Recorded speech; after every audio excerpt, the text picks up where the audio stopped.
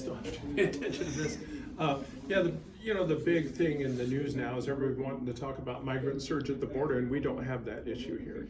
We have the biggest ports of entry in Arizona, but I think that's more of a Texas issue. Our problem we're experiencing here is more the economic problems of the border towns have lost all their tourist business from Mexico because the visa holders, the legal visa holders, B1 and B2 visa holders in Mexico haven't been able to cross to repatriate those US dollars into the border communities. And typically, on an average year, the Mexican tourists spend $55 million a day, every day, through the border communities. And if you go down to our traditional shopping area, downtown area, you'll see that 90% of the businesses are shut down. So that's the main impact that we've been seeing here. But it is a big problem. Yeah. As far as the surge, it's not here. It's not here. We don't have buildup on the south side. We don't have waves of people coming across. You go sit by the border, go out in even the rural areas. It's just quiet and peaceful. It's just business as usual now. Would you suggest to me, I mean, if I wanted to capture some of that, I mean, as far as like detention centers go, where I should go? There's just there's none of that. There's none of that going on here. Like when they'll show, like Fox News or something, flashing, they'll show little tent cities and they'll show the unaccompanied children, and that we don't have that here. It's not, it hasn't come through here, and those places where those people are being held aren't here. Now, what they're still doing is, most people are still being deported under what's called Title 42. It's like a health provision within the United States Code that says if the person imposes a health risk to the U.S. or a potential health risk, they can be deported immediately, expedited deportation. They're still doing that with single adults and entire families, but the unaccompanied children are being kept in detention centers, once again, not around here, and anyone who claims asylum. So if a person says, I'm claiming asylum, political asylum, they will actually schedule them for a hearing in the U.S. and then, release them into the community. So those categories are kept in the U.S. even though they're illegal entries, and the others are an expedited deportation is done on them under Title 42. How long does it take to deport if you've decided that we need to? Well, for the past 12 months, they've done it immediately, the same day. The Title 42 deportations, they pick them up here in Nogales and they will just drive them right to the border and release them. Take their name and contact information, biographical information, and then release them. Release them to the authorities, or just release them? Just release them to, the port of entry, release them into Mexico. I see. But once again, I'm not a federal official, and a lot of what I know is just kind of anecdotal stuff I've heard. A lot of times journalists, or people from groups like yourself, they can't get answers from the Fed, so they'll approach me, and I'm an elected official, so I need to be transparent and open to the public, so I'll talk to anybody. But a lot of times I don't know the answers. I've had every network, like I have like Fox News, going to come do a ride along with me next week. I've had NBC, ABC, CBS, PBS. Just this year, everybody's very interested in the border. It was something I wasn't expecting, but it's kind of the change of administration, where people are uncertain, like what's going to happen, especially on the border. So I'll talk to anybody, but I don't always know the answers. What are the big changes in the policy, the Trump policy and the Biden policy for you? I don't know. Like I've talked to the Border Patrol officers and management, and they're on what they call their 100-day interim guidance. And the policies haven't been fully fleshed out, so they don't know exactly what the changes will be. But they're just open to whatever it may be. But at this point, there still is a lot of Title 42 deportations going, as there was last year, and then some minor changes, the releasing into the community of the asylum seekers. I see. Have you heard about the $86 million that's going to be allocated to hotels? To lodge? It seems like that there's some kind of speculation if that will come here. I did go to a meeting last week in Tucson where they had FEMA officials and Homeland Security come to talk to the local sheriffs and to local officials about what FEMA can do? Do people desire the assistance from FEMA? And I think different governors have responded differently. I think Governor Ducey has said, and I think Governor Abbott in Texas also said that they didn't want FEMA involvement. So I think that's still something that's playing out. At that meeting I was at, it was just kind of laying out what they think the issues are, but not really a clear picture of what they will pay for, or if Arizona even desires the FEMA presence. I think what needs to happen, I think the way FEMA works, the state governor has to declare an emergency along a certain area, and then FEMA can respond based on that emergency declaration. But that's kind of my limited understanding of the issue. I am sure you're aware of the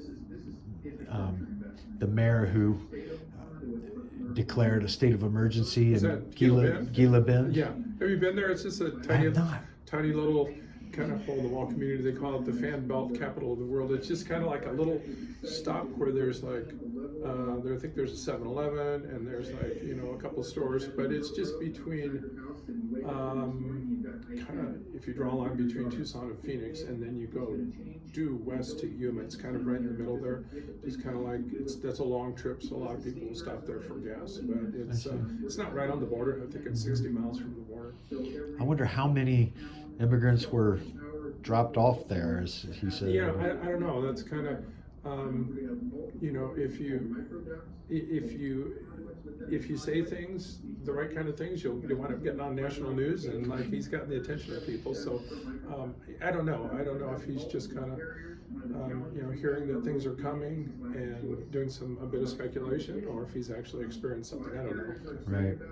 Yeah, we've heard that some 40 million people want to immigrate, and so I wonder if you're expecting and preparing for a surge, or I was born here in this town, and I've worked all over the world because I was a federal agent with DEA, and I was the head of different offices. My last assignment, I was the head of the DEA in this part of Arizona before I retired, and then I became sheriff. I ran for sheriff, but I'd grown up here. It's just kind of always been the same. It's as a matter of fact, it's down from what it used to be. In the 80s, 90s, and 2000s, most every year had over 1 million apprehensions on the southwest border. And in the last 14 years, there's not been one year that hit 1 million. And in that same time, the Border Patrol offices got 10 times bigger than they used to be. So there's kind of some hype built into it and some fuzzy math built in it.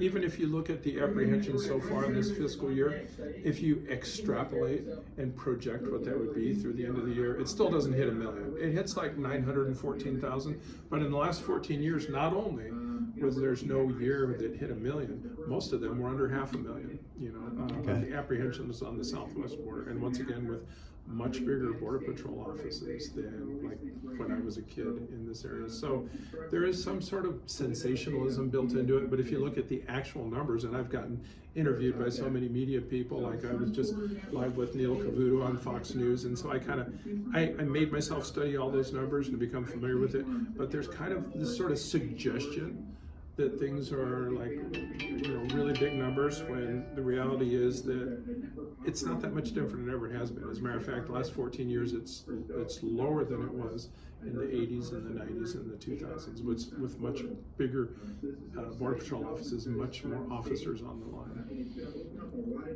So you're optimistic?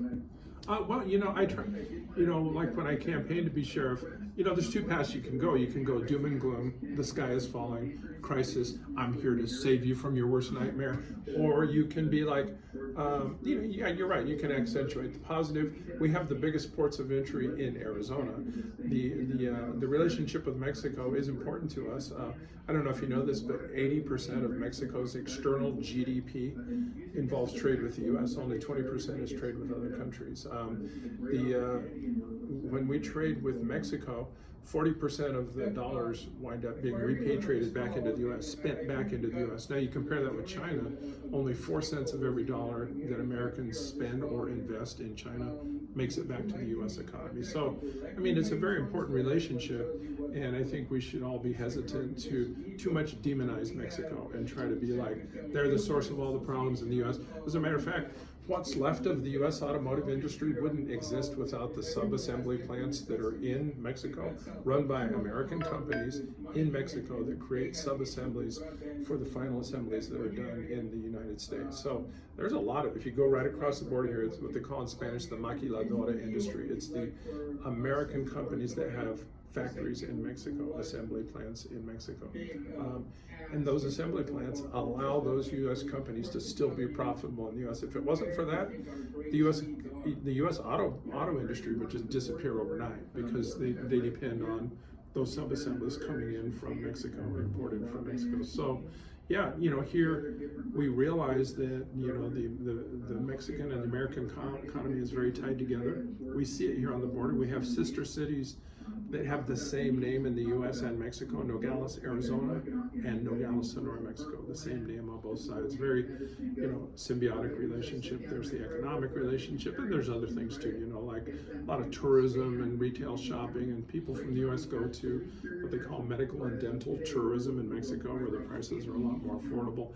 Big streams of Americans come to go get their surgeries or their dental work done in Mexico. So we see that up close, but say if you're from the Midwest or the East Coast, you may hear crisis on the border and just assume that everything's out of control here, that's a war zone, but it just couldn't be farther from that. As a matter of fact, Gallup, I think it was 2 years ago, Gallup surveys did a poll of people, residents of border communities. What do you think about the level of security in your community? And they're like, well, we feel it's very safe. And running for sheriff, I had to know the crime statistics. Our crime statistics here in this border county are lower than they are in Tucson and Phoenix, in the big metropolitan counties. It's very safe, very family-oriented community, despite the hype of what a person who lives back east may think it's very different, just because they hear this repetitive message on the news. Well, that's why I'm here, is to get real news, not some agenda, corporate agenda, one way or the other. Is to just, hear from you what you think. Is it safe across the border in Nogales, Mexico? Yeah. I mean, is there animosity? Do they look? They're very pro-American. If you go down there, you're American, they want to talk to you. The people take English classes down there.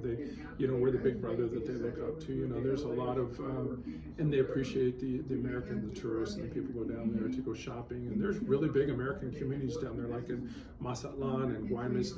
They'll have what they call the American part of town, like a lot of expats that have left the U.S. to where lifestyle's more affordable, and the weather's more temperate, more mild weather. They can get more for their money if they want to employ domestic help. It's a lot more affordable. Just kind of year-round warm climates. More like Hawaii type weather. So there's a lot of Americans that live in Mexico at least part of the year. And no, there's not animosity toward Americans. You go down there and it's not like people are going to be in your face, but there is that perception in the U.S. Like if I just go up the road to Tucson and people say, "Hey, David, where are you from?" "Oh, I'm from Nogales." They'll start whispering and say, "Do you have running gun battles going through your backyard?" It's just that perception, because the mainstream media doesn't do kind of long-form interviews or real investigative journalism, or the equivalent of what you're doing. It's kind of all about sound bites and little snippets, little conclusion type statements. And unfortunately, the more sensational, the more you can sell more papers with a sensational message than you can with just the boring, what President Nixon called, you're the silent majority. The silent majority, isn't saying anything that grabs attention, but that's the reality of how most people live here. Right. So, have you encountered any people that are immigrating illegally from like Middle Eastern countries? Or? I haven't seen that here. There'll be, I'm sure there's some of that, but Guatemala, Nicaragua, things like that. Of course we do see evidence of migrants coming across. Like, for example, we have a search and rescue team, and we'll get 911 calls, every now and then, probably a few every month, for a migrant that's lost on the Arizona side. They don't know where they are. They're trying to walk through the wilderness at night, and we capture the geographic data from the phone call, from the 911 call, the GPS data, send our search and rescue team out. And about half the time time they'll find them, and half the time they don't. We'll find human remains of, you know, migrants, you know, out in the desert every now and then. A lot of times they go unidentified. So there's the evidence that it's kind of a thing that happens, but you don't see it here in a big way. You don't see waves. It's just something that, like I said, always happened. Like that statistics I gave you back in the 80s, 90s, and 2000s. Much smaller Border Patrol offices, but yet bigger apprehension rates. So, you know, I take it all with a grain of salt. We don't see, you know, crisis level things here. And drug cartels? There's been a change. For the last 12 months, the border has been shut down for most legal Mexican U.S. visa holders. So the drug trade has changed somewhat. They're now recruiting U.S. citizens to be the mules to bring the drugs across. So now a bigger percentage of people bring in, you know, methamphetamine, fentanyl. Those are the big things right now. Marijuana's gone down because it's now legal in Arizona. Still some cocaine, not as much as there was back in the old days, in the 80s and the 90s, but that's the big change we've seen in the last 12 months is now American citizens, U.S. citizens are the ones driving the loads across, where before it would have been Mexican citizens because they were allowed to come across. The ones that had like U.S. visas could come across. But now cartels haven't had another option other than using Americans. And I apologize for the sound going in the background. It's just, this is a meeting. Unfortunately, this day of Zoom meetings, I much prefer everything in person. But that's just the way it is. And just turn my screen still. Oh, somebody's sharing their rural broadband development grant. But anyway, that's just kind of the big part of life nowadays, these ridiculous Zoom meetings, which I don't like. Care to share any highlight stories from your time at the DEA? I worked all over the place. I lived with my family. I have a big family. I have 9 kids. I lived in Bolivia for 5 years during what was called Operation Snowcap. I don't know if you remember, like, you know, Reagan made the war on drugs, and then, and the concept back then was to stop the drugs at the source countries. That's where the cocaine was grown, the coca leaves were grown and processed. So I worked down there for 5 years, and then I worked in Paraguay for 3 years, lived there with my family. And in U.S. assignments, I worked in California on the border, Missouri, Illinois, DC, Arizona. Those were my permanent assignments where I lived there for a few years in each one of those places. But I did a lot of what they call TDY, temporary duty assignments, to a lot of other countries around the world and you know, most of the states in the U.S. But those are the places I lived permanent. But as far as like war stories, I don't know if you got me going on something, but I've done a lot of undercover work. I've done undercover on, you know, every kind of drug, you know, meth, coke, you know, marijuana, black tar, heroin, you know, with outlaw biker organizations, with Mexican criminal organizations. I think kind of the reason I was recruited for this job is I grew up in Nogales, so I spoke Spanish. And back in, you know, kind of Reagan's war on drugs, they wanted Spanish speakers because a lot of the DEA assignments were in Latin America, like my first assignments were there. So, you know, I was recruited even when I lived in the Midwest. I was the head of one of our offices in Missouri and in Illinois. So back there, I was the only Spanish speaker, but there were Mexican drug organizations doing shipments up to Chicago. So the only way to get into them on the undercover side was with a Spanish-speaking agent. So I did a lot of that even back there. So then, you know, that used to be kind of a rite of passage within DEA, but now they've gotten a little more away from the undercover work like they used to do in the old days. Well, thanks for sharing that with me.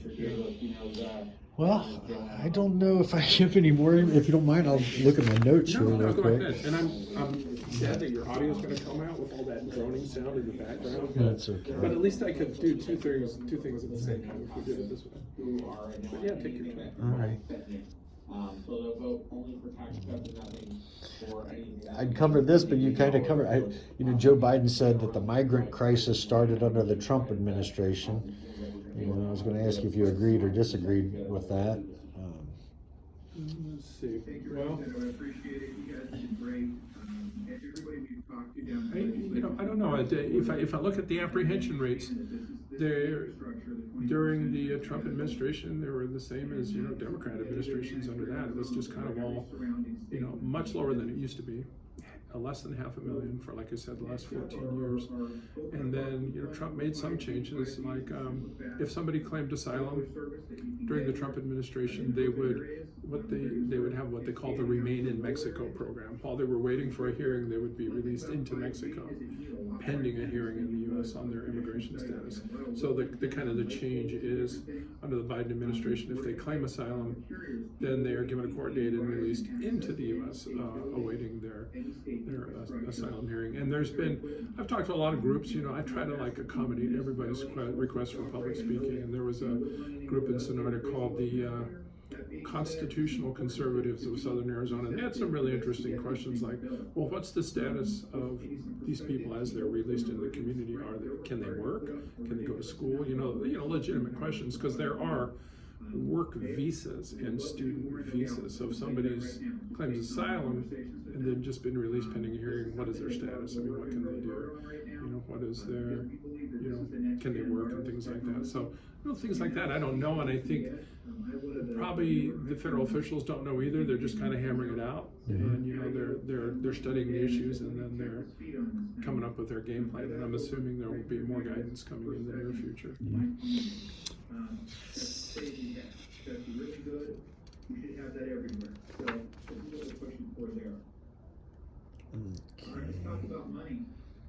In the federal stimulus that passed in January, I think there we've are covered several most big everything. buckets that we need to be looking at. Let me give you a card in case you think of something else. It's got my cell phone. Well, thank you. I'm going to be here